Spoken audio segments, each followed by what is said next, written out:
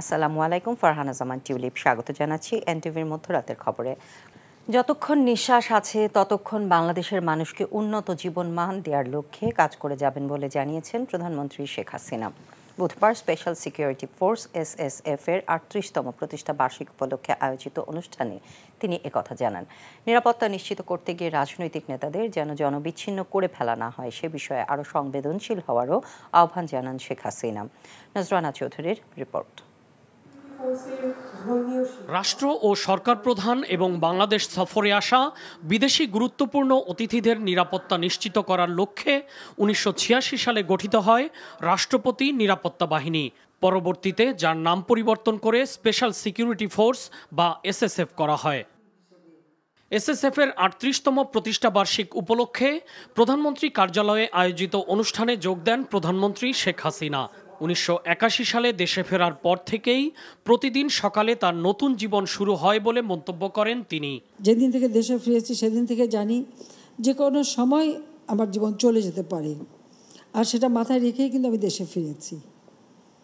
আমি একটি রাত পার হলে সকালে চিন্তা করি যে আমি আর একটা দিন পেলাম কাজ করতে, কিন্তু আমি পিছিয়ে যাইনি। শত বাধা অতিক্রম করেই কিন্তু দেশকে এগিয়ে নিয়ে যেতে পারছে, এটাই হচ্ছে সবথেকে বড় কথা। যতক্ষণ আমার নিঃশ্বাস আছে আমার এটাই চেষ্টা যে বাংলাদেশের মানুষকে যেন অন্তত জীবনটাকে আরও উন্নত সমৃদ্ধ করে যেতে পারি। বিদেশি গুরুত্বপূর্ণ অতিথিগণ বাংলাদেশ সফর শেষে এসএসএফের প্রশংসা করে গেছেন বলে মন্তব্য করেন শেখ হাসিনা।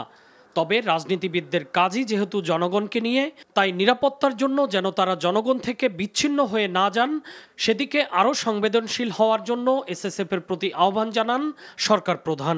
আমরা রাজনীতি করি, আমার কিন্তু আর কোনো শক্তি নেই, শক্তি একমাত্র জনগণ। কাজে এই জনবিচ্ছিন্ন যাতে না হয়ে যায়, আমি জানি এটা কঠিন দায়িত্ব। এই মানুষগুলির জন্যই তো রাজনীতি করি, এই মানুষদের নিয়েই তো পথ চলা, আর যাদেরকে নিয়েই দেশের মানুষের কাজ করি তাদের থেকে যেন কোনো মধ্যে বিচ্ছিন্ন হয়ে না যায়। মানুষের থেকে বিচ্ছিন্ন হলে কিন্তু আমাকে আর গুলি বোমা লাগবে না, এমনি শেষ হয়ে যাব। আমি বলবো যে এই বিষয়গুলো একটু সংবেদনশীলতার সাথে দেখা দরকার। সর্বোচ্চ শৃঙ্খলা, দক্ষতা এবং পেশাদারিত্ব দিয়ে এসএসএফ বিশ্বের আদর্শ নিরাপত্তা বাহিনী হিসেবে পরিণত হবে বলে আশা প্রকাশ করেন প্রধানমন্ত্রী শেখ হাসিনা। Nazrana Chowdhury, NTV news, Dhaka. এখন জন্ম সনদ দিয়ে খোলো বিকাশ স্টুডেন্ট অ্যাকাউন্ট। নিজের বিকাশ নিজে কর। বেগম খালেদা জিয়ার নিঃশর্ত মুক্তির দাবিতে আগামী শনিবার ঢাকায় সমাবেশ সহ ৩ দিনের কর্মসূচি ঘোষণা করেছে বিএনপি। ১ জুলাই সব মহানগর আর ৩ জুলাই জেলা শহরের সমাবেশ করবে দলটি। কর্মসূচি ঘোষণা করে বিএনপি মহাসচিব মির্জা ফখরুল ইসলাম আলমগীর বলেছেন, বেগম জিয়াকে জামিন না দেয়া বেআইনি ও অসাংবিধানিক, বঞ্চিত করা হচ্ছে উন্নত চিকিৎসা থেকেও। বুধবার নয়াপল্টনে সংবাদ সম্মেলনে এসব বলেন তিনি। ইমরুল আহসানের রিপোর্ট। ৫ দিন ধরে হাসপাতালে চিকিৎসাধীন বেগম খালেদা জিয়া। শর্ত সাপেক্ষে মুক্ত দলের প্রধানের শর্তহীন মুক্তির দাবিতে কর্মসূচি প্রণয়নে দল ও সহযোগী সংগঠনের নেতাদের নিয়ে যৌথ সভা করেন বিএনপির মহাসচিব। পরে সংবাদ সম্মেলনে তিনি বলেন, আন্দোলন বেগবান করে বিএনপি চেয়ারপারসনকে স্থায়ী মুক্ত করাই তাদের লক্ষ্য। ২৯ জুন শনিবার নয়াপল্টন অফিসের সামনে সমাবেশ অনুষ্ঠিত হবে দেশনেত্রী বেগম খালেদা জিয়ার নিঃশর্ত মুক্তির দাবিতে। সারা দেশের মহানগরগুলোতে সেখানে সোমবার, এরপরে হচ্ছে ৩ তারিখে সারা দেশের জেলা সদরগুলোতে তার মুক্তির দাবিতে সমাবেশ অনুষ্ঠিত হবে। আমরা বিশ্বাস করি যে দেশনেত্রী বেগম খালেদা জিয়া আজকে যদি সামনে আসতে পারেন, তাহলে এই যে ফ্যাসিবাদী সরকার, এই যারা আজকে জোর করে ক্ষমতা দখল করে বসে আছে সম্পূর্ণ বেআইনিভাবে, সংবিধান বিরোধীভাবে, তাদের পক্ষে ক্ষমতায় থাকা সম্ভব হবে না।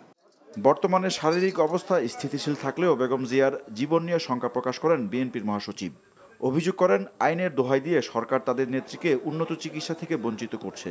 তার জটিলতা এমন একটা জায়গায় উপস্থিত হয়েছে যে কোনো সময় তার জীবনহানি হতে পারে। চিকিৎসকরা বারবার বলেছেন বাইরে উন্নত জায়গায় প্রতিষ্ঠায় নেওয়া উচিত, কিন্তু সেই জায়গায় তারা কিন্তু তার বাইরে গিয়ে চিকিৎসা করাকে নিষিদ্ধ করেছে।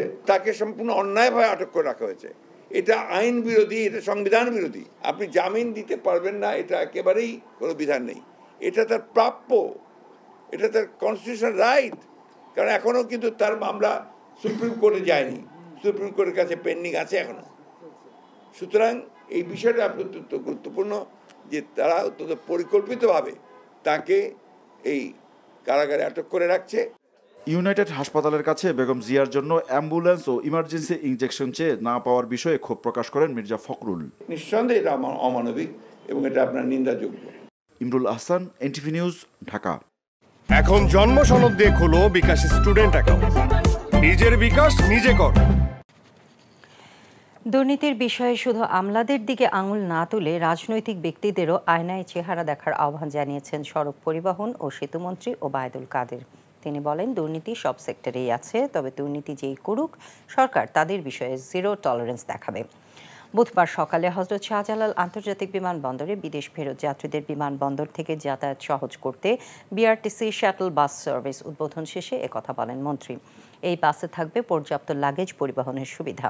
আপাতত 2টি বাস দিয়ে এই সার্ভিস চালু হলেও পরবর্তীতে তা বাড়ানো হবে। এ সময় মন্ত্রী আরও বলেন, দুদক স্বাধীনভাবে কাজ করছে, এ বিষয়ে সরকার কোনো হস্তক্ষেপ করবে না।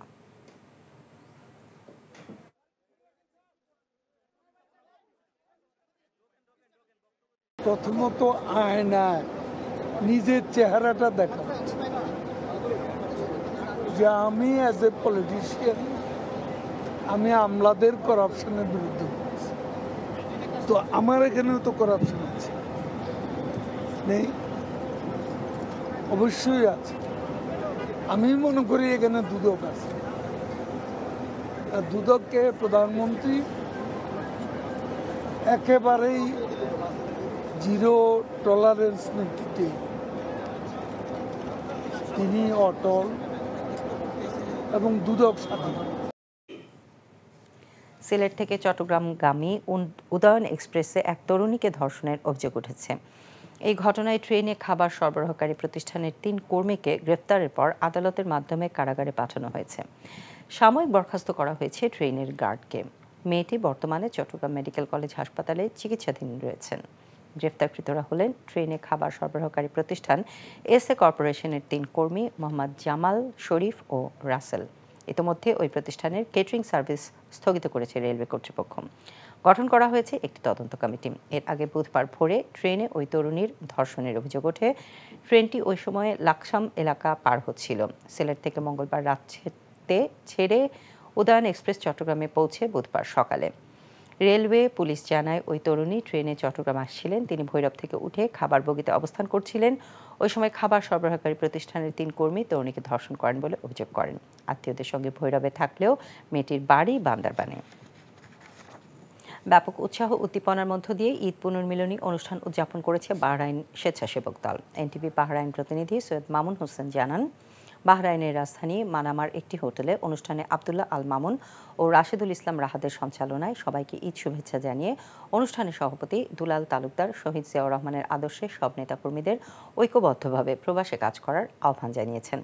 অনুষ্ঠানে প্রধান অতিথি ছিলেন বাহরাইন বিএনপির সিনিয়র নেতা সাবের আহমেদ। বিশেষ অতিথি ছিলেন বাহরাইন বিএনপির সিনিয়র নেতা মোজাহিদুল ইসলাম, বিএনপির উপদেষ্টা খম আশরাফুদ্দিন, বিএনপি নেতা মিজানুর রহমান, সিরাজুল ইসলাম চুন্নু, নাসিরউদ্দিন, যুবদল নেতা মোস্তাক আহমেদ। বাহরাইন স্বেচ্ছাসেবক দলের নেতাদের মধ্যে উপস্থিত ছিলেন কাজী মুক্তার হোসেন, জাহাঙ্গীর হোসেন মল্লিক, জহিরুল ইসলাম, শেখ মনির, আনোয়ার জামাতদার, লিটন মিয়া। অনুষ্ঠান শেষে জিয়াউর রহমানের রুহের মাগফিরাত কামনা, অসুস্থ চেয়ারপারসন বেগম খালেদা জিয়া ও জিয়া পরিবারের সকলের সুস্বাস্থ্য ও দীর্ঘায়ু কামনায় বিশেষ দোয়া ও মোনাজাত করা হয়।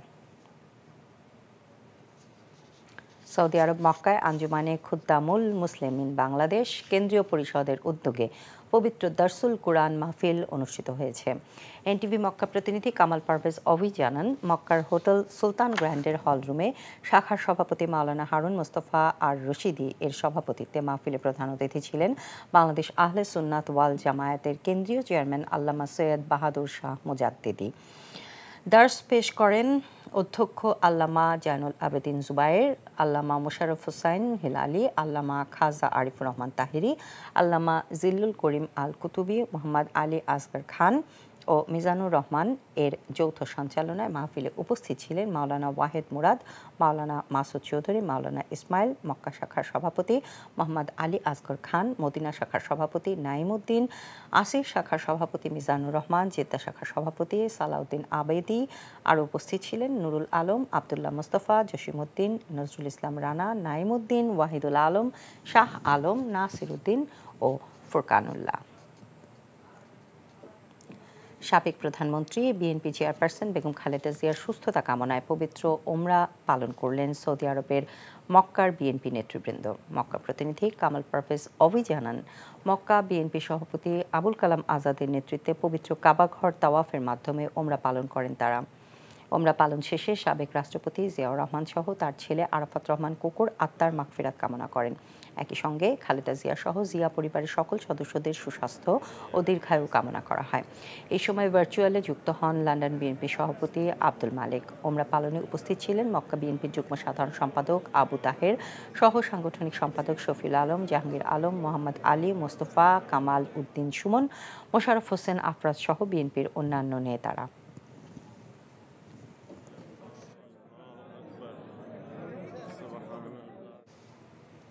বাংলাদেশ জাতীয়তাবাদী যুবদল বাহরাইন শাখার উদ্যোগে বাহরাইন যুবদলের সাবেক সভাপতি সদ্য প্রয়াত মঞ্জুরুল আলম মঞ্জুর মৃত্যুতে শোকসভা ও দোয়া মাহফিল অনুষ্ঠিত হয়েছে। এনটিভি বাহরাইন প্রতিনিধি সৈয়দ মামুন হোসেন জানান, শোকসভায় সভাপতিত্ব করেন যুবদল নেতা মোস্তাক আহমেদ। সুমন শাকিলের সঞ্চালনায় শোকসভায় প্রধান অতিথি ছিলেন বাহরাইন বিএনপির সাবেক সভাপতি সাবের আহমেদ। বিশেষ অতিথি ছিলেন বাহরাইন বিএনপির সাবেক সাধারণ সম্পাদক সিরাজুল ইসলাম চুন্নু, সাবেক সাংগঠনিক সম্পাদক মোহাম্মদ মকবুল হোসেন মুকুল, নাজমুল হাসান সোহাগ, সালাউদ্দিন কবির। অন্যদের মধ্যে দুলাল তালুকদার, আব্দুল্লাহ আল মামুন, বাহরাইন যুবদল নেতাদের মধ্যে হারিস খলিফা, জসিমউদ্দিন, আমির হোসেন মিরু, ফুরকান আহমেদ, সেলিম হোসেন, আবুল কালাম রাজ, অসংখ্য নেতাকর্মী উপস্থিত ছিলেন। সভা শেষে মরহুম মঞ্জুরুল আলম মঞ্জুর বিদেহী আত্মার শান্তি কামনা করে দোয়া করা হয়।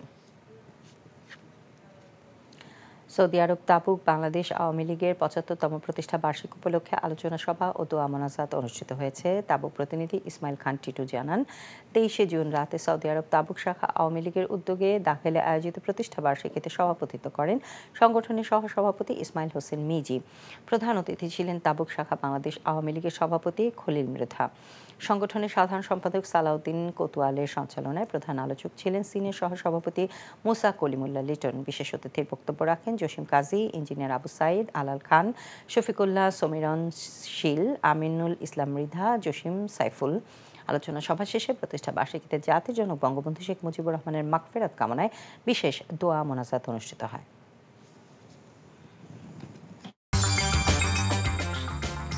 এই ছিল মধ্যরাতের খবরে। এই খবরের ভিডিও সহ আপডেট জানতে ভিজিট করুন এনটিভি অনলাইন www.ntv.com। এছাড়াও এনটিভির জনপ্রিয় সব অনুষ্ঠান ও খবরের আপডেট জানতে ভিজিট করুন আমাদের ইউটিউব ও ভেরিফাইড ফেসবুক পেজে। সকাল 7:30 সকালের খবর দেখার আমন্ত্রণ রইল। ধন্যবাদ সবাইকে। শুভরাত্রি।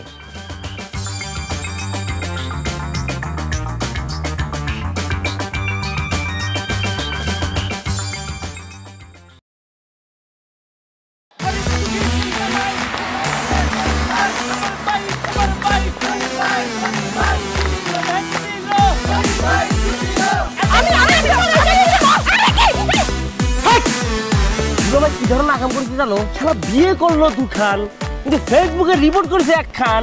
ম্যারেজটা আমার তো হট হয়ে রয়েছে অনেক আগ থেকে। আমি আমার জান পাখি, সোনা পাখি, টিয়ে পাখি, কি করতেছো? ফেসবুকে একটা পোস্টে অ্যাংরি রিঅ্যাকশন দিছিল। Don't touch my body. বড় বউয়ের প্রতি অনেক কি বেশি না মায়া মহব্বত। যাও তারে গিয়া দেখাও, আমার কাছে আইছো কেলা? প্রথমে আমার ঘরে না এসে আমার চোখের সামনে দিয়ে গট গট করে ছোট বউয়ের রুমের মধ্যে চলে যাও কোন সাহসে? আমি ভাবছিলাম তুমি বড় বউ বড় বইনের মতো থাকবা, কিন্তু তুমি বাইরে হইছো আস্তে একটা ডাইনি বুড়ি। আমি সাক্ষাৎ ডাইনি আর তুমি সোনার ময়না পাখি। এই চুপ করো। ওরে খোদা, কান্না কাসুল। গুলশান বনানীর মায়েরা যেমন চুল কালার করে না, আমার তো মনে হইতেছে গনি মিয়া কোনো গুলশান বনানীর মডার্ন মায়ের প্রেমে পড়ছে। আমি জীবনে বিয়ে যদি করি একখান করবো দুইখান করবো না।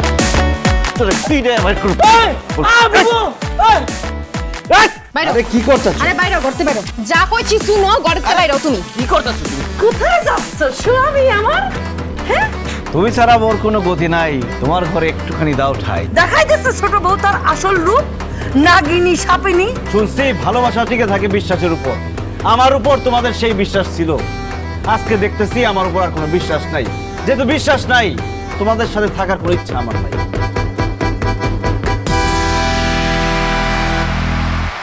এখন জন্ম সনদ দিয়ে খোলো বিকাশ স্টুডেন্ট অ্যাকাউন্ট। নিজের বিকাশ নিজে কর।